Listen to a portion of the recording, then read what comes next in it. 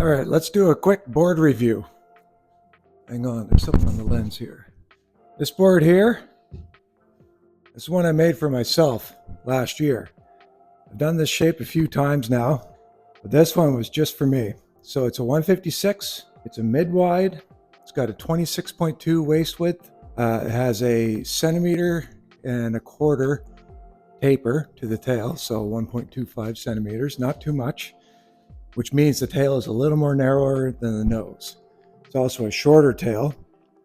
So this year I rode this all East Coast as usual. I went through mainly groomers.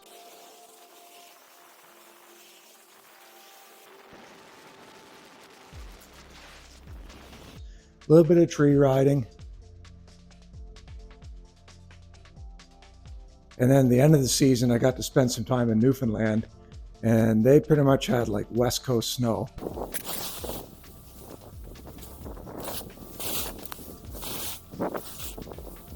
So it really got tested in some powder finally and some decent steeps.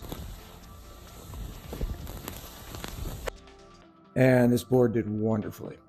So the whole camber profile on this, as you can see, it's real mellow. There's maybe like 3 millimeters of camber.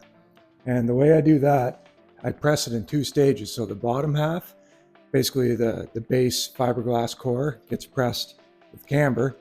And then once that does its cure for 24 hours, then I press it again, but I press it flat for the top layers. And that way the bottom layer is just a little pre-tensioned. And I don't want to go full camber because you tend to, like, yes, it's got super power when it comes to pop and rail and turns and all that.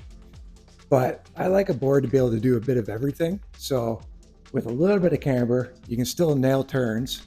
You still get all the pop you need, especially because this board, if you see here, it's got a center stringer of carbon fiber going tip to tail. That makes this board explode. Yeah, so that combination of camber and flat combined keeps it real mellow, so it's forgivable. There's a little pinch of early rise in the nose and the tail, and then it goes up, slight radius, and then flat exit. And the whole key with that, with the skate kind of kick, it planes above the snow better.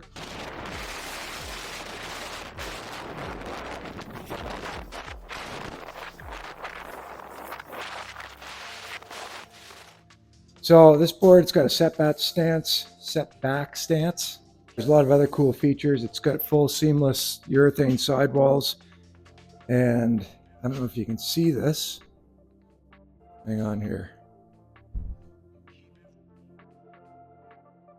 This is my own little seasoning I've added to the sidewalls. It's my own little thing. It absorbs chatter on your heel and toe edge. So that's infused into the sidewalls. The top sheet is a combination of Jatoba on the nose and tail, and these 2 stringers of black walnut. Now the other cool thing with these is I have the veneers that they have a natural arc to them built in. The Jatoba veneer, it's quite a strong wood. It's also weather and rot resistant. And this one, naturally, I use the curvature of it to play into the overall flex pattern in the board too. So the black walnut strips, they've got a camber, and then the Jatoba's rockered out.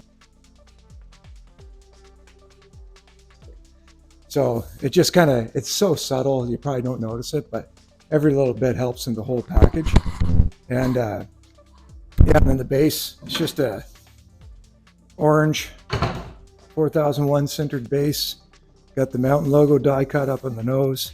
That was a nasty core shot that I did. I obliterated this board into a rock and doing something I shouldn't have been doing, but I did it because that's what I do. Full wrap edges. And in terms of the guts, it's just a poplar core. I didn't do anything fancy. Sometimes I'll do ash stringers, maple stringers, but this, even bamboo sometimes too. But this one, I just did a full poplar. What else was it I did? Oh, so the bottom is 20-ounce triaxial, and the top layer is 20-ounce biaxial. And then with the carbon fiber, it's on the stiffer side, but I'm used to a stiff board, and that's what I tend to ride. Now, the cool thing I got going on here is the nose and the tail have those bumpers, so to speak. That's urethane, like skateboard wheel urethane, just like the sidewalls. And it's seamless with the sidewalls as well. But what that does, this is a high impact area, as you know. So if you're hitting things, a lot of times that's where delamination happens and your top layer gets peeled back. But with this, I've milled out just the trim of it. So that way, instead of it delaminating, oh, I don't know if you can see here, but it just chunks out a little bit instead, which is really easy to fix.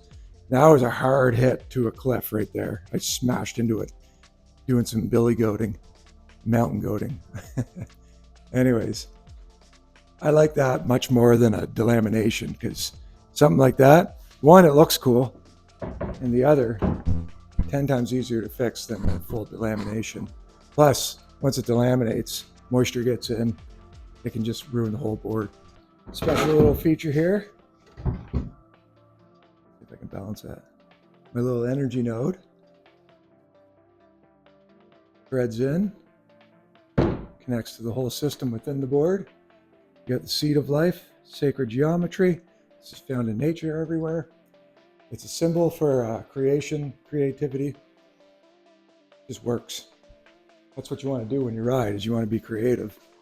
So that whole thing, it's a little matrix full of shungite, quartz crystal, bottom's urethane. It glows as well. It looks really crazy when you get it charged up and ride at night.